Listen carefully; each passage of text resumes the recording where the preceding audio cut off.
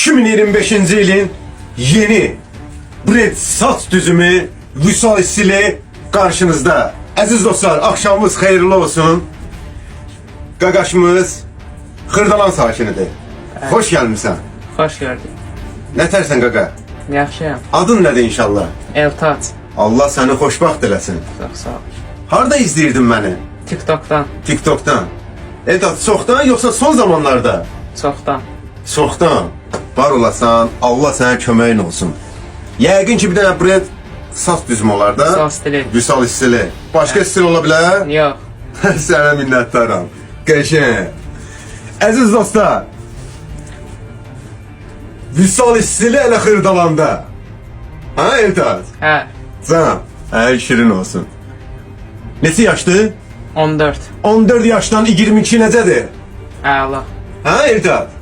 Əla. Əziz dostlar, izləmədə qalın. 14 yaşdan 22 yaşa aparıram qaqamızı. Qəşəng bir nəticə olacaq. İnanırsan mənə? İnanıram. Dəqiq. Dəqiq.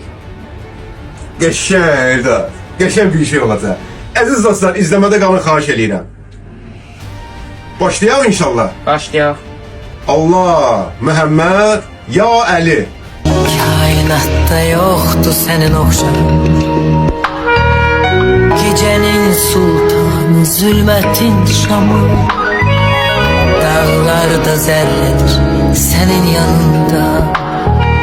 Suskun her zaman sirleri koru. Zamanla danışma, zaman xəstədir.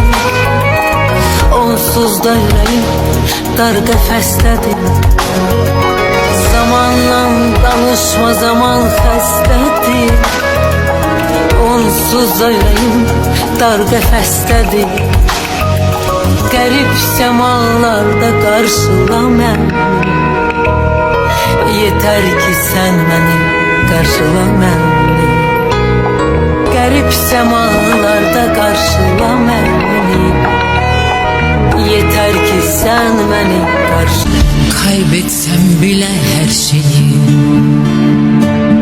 bu aşkı yırtar giderim.